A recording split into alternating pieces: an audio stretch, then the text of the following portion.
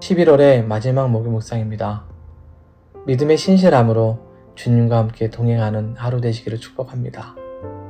오늘 우리에게 주시는 말씀은 구약성경 욥기 24장 23절에서 24절의 말씀입니다. 하나님은 그에게 평안을 주시며 지탱해 주시나 그들의 길을 살피시도다. 그들은 잠깐 동안 높아졌다가 천대를 받을 것이며 잘려 모아진 곡식 이삭처럼 되리라. 우리가 살아가는 삶, 우리의 인생은 우리가 이해하고 받아들일 수 있는 것도 있지만 그렇지 못한 것도 많습니다. 이성적으로 설명되지 않는 것도 많고 정상적인 가치와 삶 속에서 받아들일 수 없는 것, 이해할 수 없는 것이 참 많아요. 욥의 인생도 그랬습니다.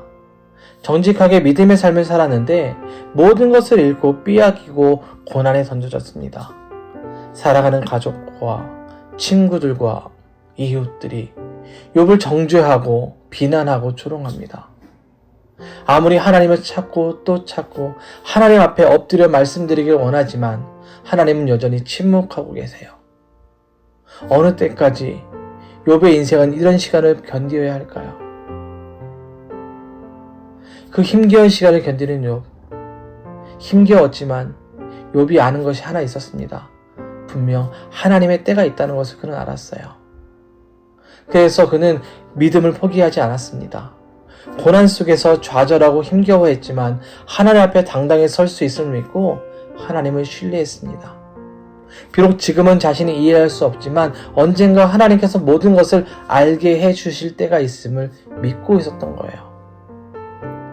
성경을 보면 의인이 상급을 받고 악인은 심판을 받는다라고 말하죠.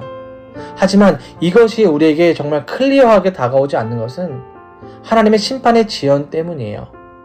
이것 때문에 악인들은 오히려 하나님이 계시지 않다고 말하고 더욱 악하게 살아갑니다.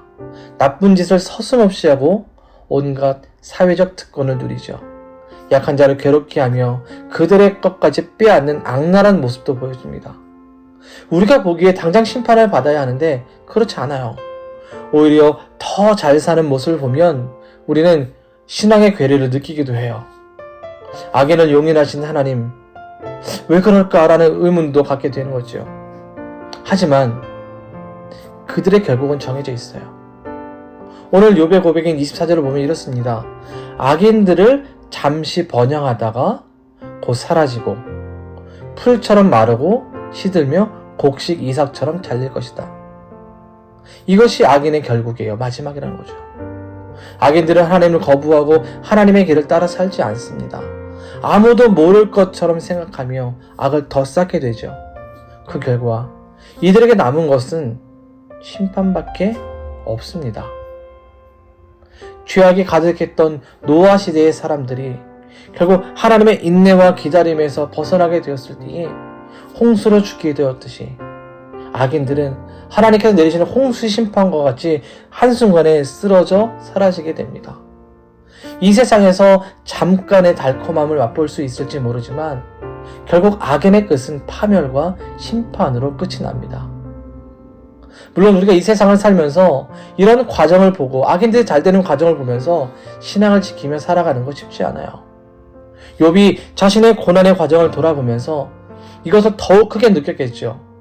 그럼에도 욥의 믿음이 높게 평가되는 것은 그 고난의 때에 좌절하거나 낭망하는 가운데서도 믿음을 지켰다는 거예요.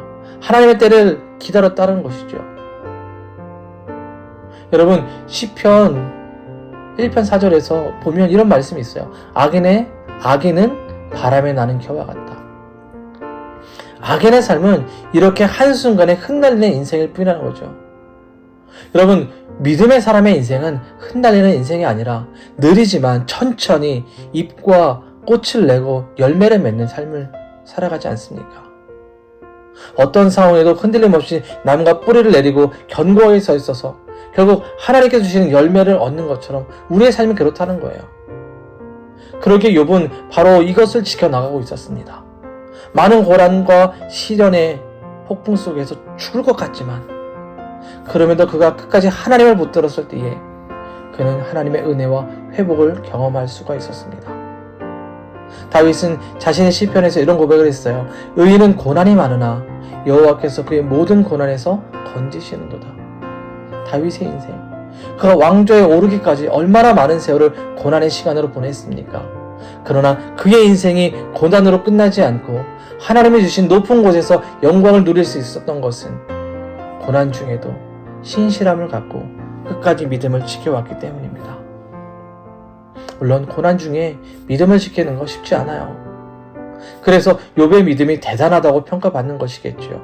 심판의 지연, 하나님의 침묵, 그리고 고난, 더 나아가 악인의 형통함, 이 모든 상황에서 믿음을 지키는 것, 그것이 오늘날 그리스도인으로 살아가는 우리에게 필요한 모습이 아닌가 싶습니다. 악인의 결국은 정해져 있습니다.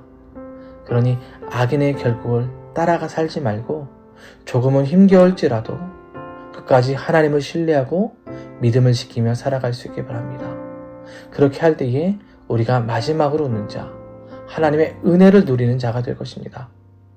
오늘 하루 하나님의 때를 기다리며 악인의 결국이 아니라 믿음을 지키기에 하나님의 은혜를 입는 우리 모두가 될 수 있기를 주님의 이름으로 축원합니다.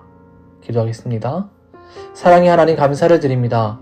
악하고 불의한 세상에서 우리가 믿음을 지키며 살아가는 것 쉽지 않습니다. 때로는 알 수 없는 고난이 우리를 힘겹게 합니다. 그럼에도 우리가 하나님을 향한 신실한 믿음을 갖기 원합니다. 그래서 하나님의 때에 하나님의 선하신 은혜를 입게 하시고 악인들의 결국, 그들의 심판과는 다르게 하나님의 영광을 누리며 영원한 소망을 품는 복된 믿음의 사람들이 되게 하여 주시옵소서. 오늘도 말씀과 기도로 시작하는 우리 성도들을 돌보아 주옵소서. 주어진 일상에서 최선을 다할 때에 인정받게 하시고 노력하고 수고한 만큼 먹고 누리게 하여 주옵소서.